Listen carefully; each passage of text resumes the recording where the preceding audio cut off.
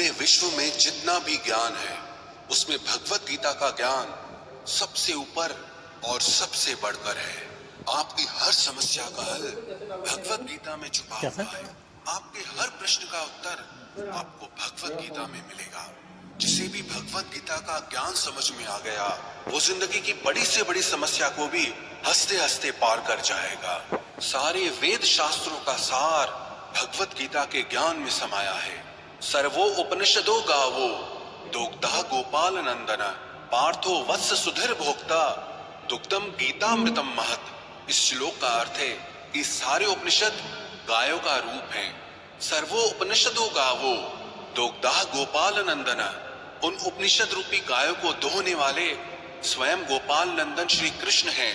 पार्थो वत्स सुधीर भोक्ता, और अर्जुन वो बछड़ा है जिसे श्री कृष्ण ने गीता का वो ज्ञानामृत पिलाया था। श्रीमद् भगवत गीता में कुल 18 अध्याय हैं और 700 श्लोक हैं। आज हम उसी श्रीमद् भगवत गीता के 18 अध्यायों की 18 शिक्षाओं के बारे में चर्चा करेंगे। जो भी इन 18 शिक्षाओं को समझ लेगा उसे जिंदगी का सारा ज्ञान समझ में आ जाएगा, जिंदगी का सार समझ में आ जाएगा।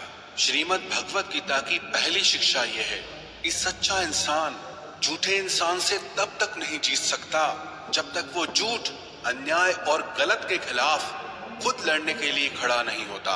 कई लोग कहते हैं कि आज के जमाने में झूठा जीत जाता है और सच्चा हार जाता है, लेकिन ये सच नहीं है। झूठा इसीलिए जीत जाता है क्योंकि सच्चा इंसान अपने प्रति होने वाले अन्याय के खिलाफ आवाज ही नहीं उठाता। अगर सच्चा इंसान अपनी आवाज नहीं उठाएगा तो लोग झूठे इंसान की आवाज को ही सच समझ लेंगे। पांडव सच्चे थे, हमेशा धर्म पे चलते थे, कभी जिंदगी में कोई अधर्म नहीं किया, फिर भी सबसे ज्यादा दुख उन्हीं को सहना पड़ा। सारा जीवन भर हमेशा बड़ों की आज्ञा मानते रहे, सब जानते हुए कि भी ये गलत है, ये अधर्म है, अन्याय है, फिर भी वो चुपचाप सहते रहे कि अगर हमारे बड़े हमसे कह रहे हैं तो हमें मानना ही होगा। बचपन से लेकर उन्हें हमेशा अधर्म और अन्याय का ही सामना करना पड़ा, जबकि उन्होंने कभी कुछ गलत काम नहीं किया, हमेशा सच के रास्ते पर चले, लेकिन फिर भी बदले में उन्हें सिर्फ दुख ही मिला, तकलीफ ही मिली। उसका कारण ये था कि वो अपने प्रति होने वाले अन्याय को, अधर्म को हमेशा चुपचाप सह लेते थे। लेकिन सहते सहते सहते एक दिन जिंदगी में ऐसा आया कि उन्हें उस अधर्म के खिलाफ आखिर में खुद खड़ा होना ही पड़ा, उस अन्याय के खिलाफ लड़ना ही पड़ा, हथियार उठाने ही पड़े। अगर वो उस अन्याय के खिलाफ, अधर्म के खिलाफ लड़ते नहीं तो शायद उन्हें कभी न्याय मिलता ही नहीं।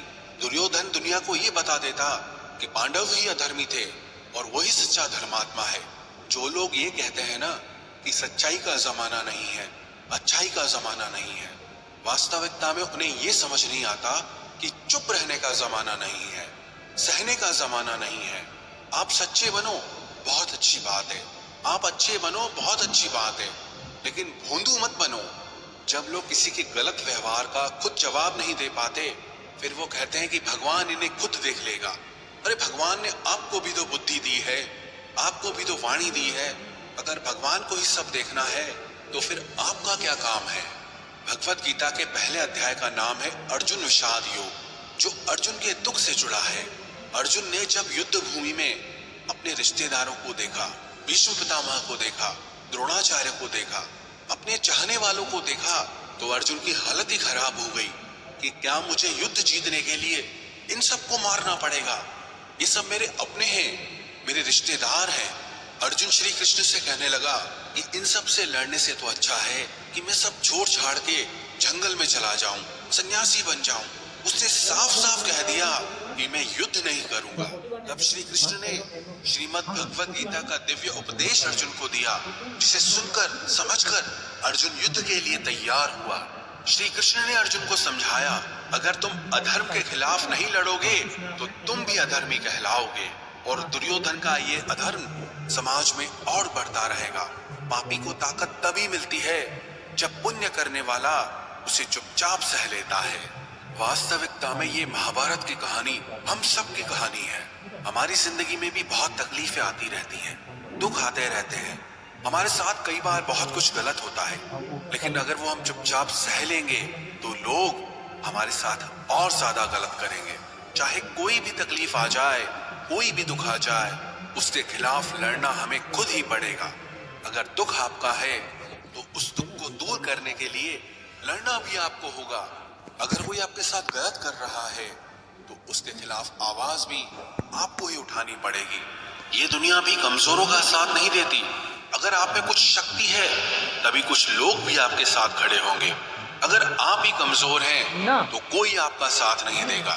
तो श्रीमद् भगवत गीता की इस शिक्षा को जिंदगी में गांठ बांध कर रख लो कि अगर कोई हमारे साथ गलत करता है, उसे सहना नहीं है बल्कि उसका सामना करना है। अगर कोई दुख आया है तो उससे डरना नहीं है बल्कि उसका सामना करके हमें जिंदगी में आगे बढ़ना है।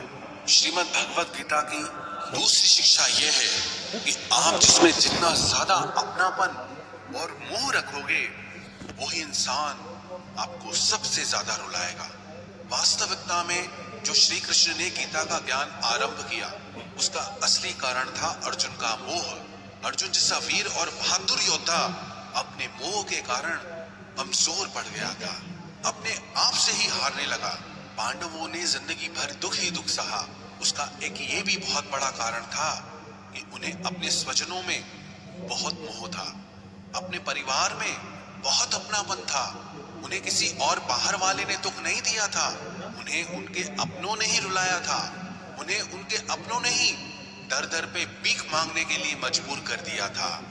आप अगर अपनी जिंदगी की तरफ गौर करेंगे तो आपका ये अपनापन, आपका ये मोह आपको खुशी नहीं देता बल्कि जिंदगी भर आपको रुलाता रहता है, आपको दुख देता रहता है।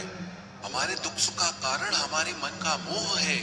सारी दुनिया में लोगों के साथ कितने ही हादसे होते रहते हैं, लेकिन हमें कुछ खास फर्क नहीं पड़ता। बस जैसे एक ब्रेकिंग न्यूज सुन ली कि यहाँ तूफान आ गया, कहीं आंधी आ गई, कहीं लोग मर रहे हैं, बस 2 मिनट के लिए लगता है, फिर किसी को याद भी नहीं रहता कि क्या हुआ है।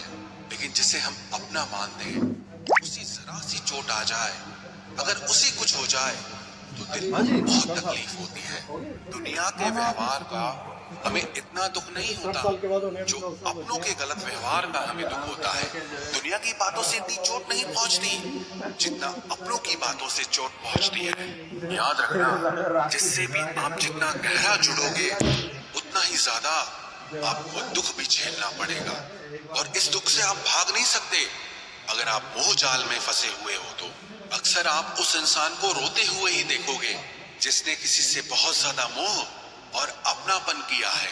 माँ बाप को देखो तो बच्चों की वजह से रोते हैं कि इतनी दुआएं रख के बच्चों को पैदा किया, जिंदगी भर बच्चों को पालने के लिए न जाने कितनी कुर्बानियां दी हैं, कितने बलिदान किए हैं, लेकिन वही बच्चे आज हमें खून के आंसू रुलाते हैं, क्योंकि अपने हैं ना, और अपना ही सबसे ज्यादा रुलाता है।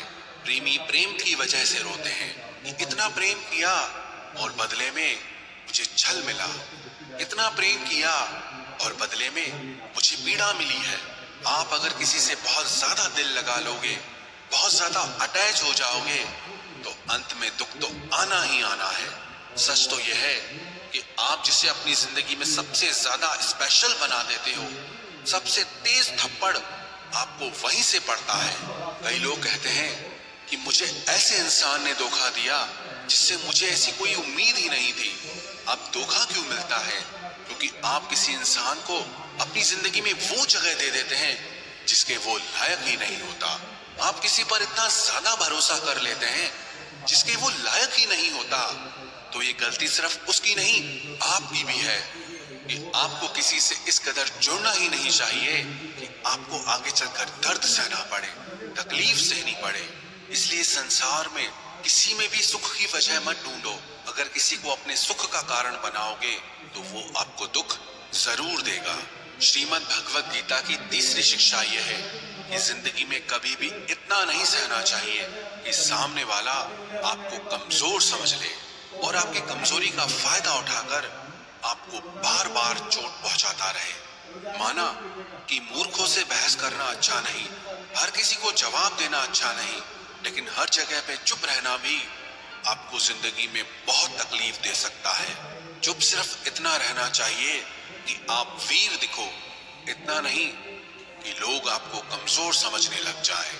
श्रीमद् भगवत गीता की चौथी शिक्षा यह है कि जो लोग छोटी छोटी बातों पर बहुत जल्दी क्रोध में आ जाते हैं, उनका वो गुस्सा, उनका वो क्रोध आखिर में उनको बर्बाद कर देता है।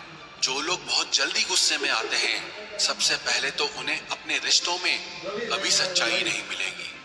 सब ऐसे लोगों से डरते रहते हैं कि न जाने उसको किस बात पे गुस्सा आ जाए। ऐसे ही लोगों के बारे में हम सुनते हैं कि अचानक से हार्ट अटैक आ गया, ब्लड प्रेशर हाई हो गया। ऐसे लोगों की जिंदगी ही छोटी हो जाती है। ऐसे लोगों को दुनिया मेंटली अनस्टेबल समझती है, शॉर्ट टेम्पर समझती है कि पता नहीं इसको कब क्या हो जाए, इसे कुछ ना ही बोलो तो अच्छा है। जैसे हर जगह पे चुप रहना ठीक नहीं, वैसे ही हर बात पे गुस्सा करना भी ठीक नहीं। कहाँ चुप रहना है, कहाँ बोलना है, इन सब बातों का ज्ञान, इन सब बातों का विवेक श्रीमद् भगवत गीता सिखाती है। श्रीमद् भगवत गीता का 5वां उपदेश यह है कि किसी भी चीज का अत्यधिक सेवन नहीं करना चाहिए। किसी भी चीज को इतना ज्यादा यूज मत करो कि आपको उसकी आदत लग जाए, आप उसके एडिक्ट बन जाओ। चाहे वो नशा हो, जुआ हो, ज्यादा खाने की आदत हो, ज्यादा सोने की आदत हो, या सारा समय पलंग पे पड़े रहने की आदत हो, या बहुत ज्यादा मोबाइल चलाने की आदत हो, या दिन भर टीवी देखने की आदत हो। ये आदतें ना आपको एक गुमनाम दुनिया में धकेल देती है, जहां सिर्फ आप अकेले ही होते हैं। आप कभी गौर करना, जिस इंसान को भी किसी चीज की बहुत ज्यादा आदत पड़ जाती है, वो अपने में ही खोया रहता है। कई लोग मोबाइल में इतने डूबे रहते हैं, उन्हें होश ही नहीं रहता कि बाहर की दुनिया में हो क्या रहा है, मेरे आसपास क्या हो रहा है। किसी चीज का उपयोग करने में और किसी चीज की आदत लगा देने में बहुत अंतर होता है, और यही विवेक आपको जिंदगी में रखना है। मोबाइल फोन का आविष्कार इसलिए हुआ था कि आपका समय बच सके, लेकिन अगर आप अपना सारा समय ही मोबाइल में लगा दोगे तो जिंदगी के जरूरी काम आप कब करोगे। और ये बात सिर्फ मोबाइल की नहीं है, आदत चाहे कोई भी हो, चाहे आप किसी इंसान की आदत लगा लो, अगर वो इंसान आपसे दूर हो जाएगा तो भी आप हमेशा दुखी रहोगे। इसलिए अपने मन को किसी भी चीज की आदत मत लगने दो। आदत का मतलब यही होता है कि आप उस चीज के, उस इंसान के गुलाम बन गए हो, आप उसके कंट्रोल में आ गए हो, वो मालिक बन गया है और आप उसके नौकर बन गए हो। लोगों को नशे की ऐसी लत लग जाती है कि उसके बिना रह नहीं पाते हैं। आप अपने मन को ऐसा बनाओ कि उसे किसी की भी आदत ना लगे और आप अपने मन को खुद ही संभाल सको। श्रीमद् भगवत गीता की छठी शिक्षा ये है कि जिंदगी में जब भी कोई मुश्किल आए या कोई आपका साथ ना दे, आप अकेले पड़ जाओ, तो ऐसे मुश्किल वक्त में ईश्वर से प्रार्थना जरूर करनी चाहिए। श्री कृष्ण ने अर्जुन से कहा, तेषाम अभियुक्तानाम योगक्षेमम वहाम्यहम्। जो इंसान मुझ पे डिपेंड हो जाता है, उसकी हर जरूरत मैं पूरी करता हूँ, उसकी हर तकलीफ को दूर करने में मैं उसकी मदद करता हूँ। कई लोगों को ये सब बातें बेबुनियाद लगती है, इनका कोई अर्थ उन्हें समझ नहीं आता। और जो लोग मुश्किल वक्त में प्रार्थना करते हैं, उन्हें इसका मतलब पता होता है। जिन लोगों ने अपनी तकलीफ के समय में एक चमत्कारी सहायता प्राप्त की है, उन्हें पता होता है कि जब हम मुश्किल में होते हैं तो ईश्वर से की गई प्रार्थना हमारा कितना साथ देती है। लेकिन सच्चे दिल से अगर आप प्रार्थना करोगे तो वो ईश्वर आपका साथ जरूर देगा। कई लोग कहते हैं कि हम प्रार्थना में जो मांगते हैं वो हमें मिलता ही नहीं है। आप प्रार्थना कर रहे हो या भीख मांग रहे हो, प्रार्थना का मतलब होता है कि हे ईश्वर, मुझे शक्ति दो ताकि मैं अपने दुखों से लड़ पाऊं, उनसे बाहर निकल पाऊं, जिंदगी की मुश्किलों को पार करके आगे बढ़ सकूं। प्रार्थना का सीधा सा मतलब यही है, आपको आपके दुखों से पार निकलने का मार्ग दिखाते हैं, दुखों से पार निकलने की शक्ति देते हैं, और कई बार तो न जाने किस रूप में आकर के आपकी सहायता भी कर देते हैं। कई लोग तो हैरान रह जाते हैं कि जब हम तकलीफ में थे, न जाने कौन इंसान आया और आकर के हमारी मदद करके चला गया। जहां हमारे अपनों ने भी हमसे मुंह फेर लिया था, कोई अजनबी आकर के हमारी मदद करके चला गया।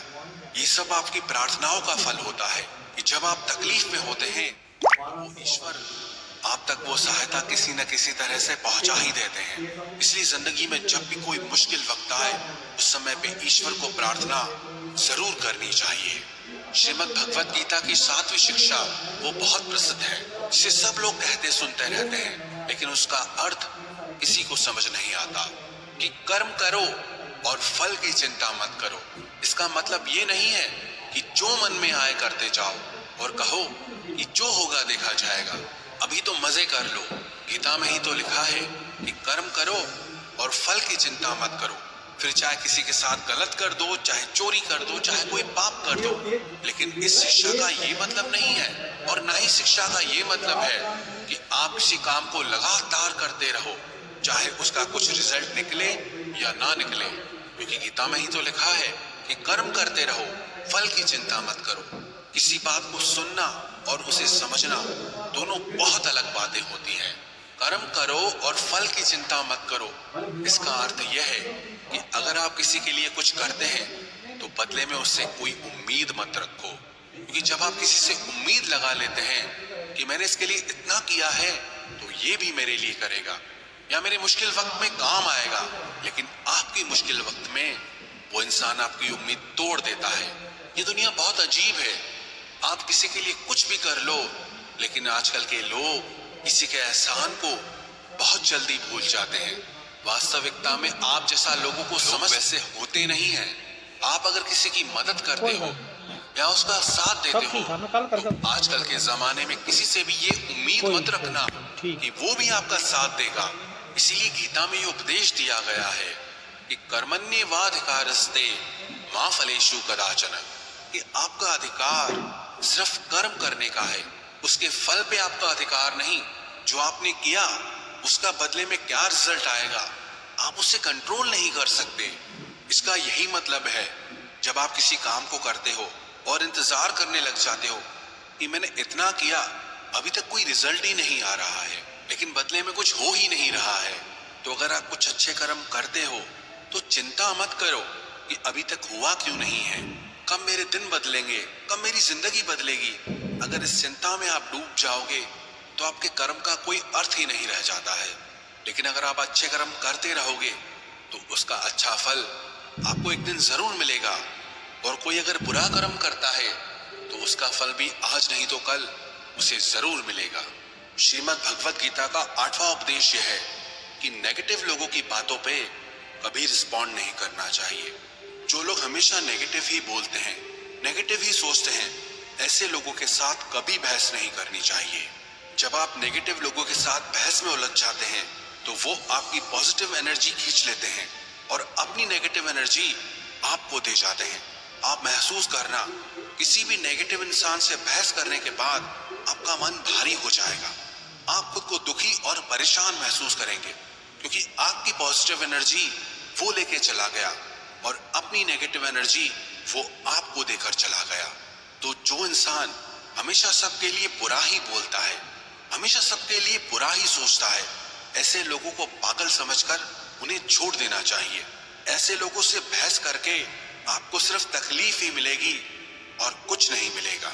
श्रीमद् भगवत गीता का 9वां उपदेश है कि जिंदगी में कभी किसी के भरोसे मत बैठे रहना कि ये मेरे काम आएगा, ये बुरे वक्त में मेरा साथ देगा, ये मुश्किल समय में मुझे संभाल लेगा। जो लोग किसी के आसरे बैठे रहते हैं ना, वो मुश्किल समय में हमेशा अकेले हो जाते हैं। ये कौन चला रहा है? इस दुनिया में कोई किसी का सगा नहीं है। हम रोज लोगों की कहानियां सुनते हैं कि अपने ही अपनों को चोट पहुंचा रहे हैं, मुश्किल वक्त में अपने ही अपनों को छोड़ के चले जा रहे हैं। तो भी अगर आपकी आंखें नहीं खुलती, आपको समझ नहीं आता, तो आप भी उसी दुख के रास्ते पे जा रहे हैं जहां सारी दुनिया जा रही है। लोग न कभी किसी का सहारा बने हैं न बन सकते हैं। आपका सहारा या तो आप स्वयं हैं या वो ईश्वर है।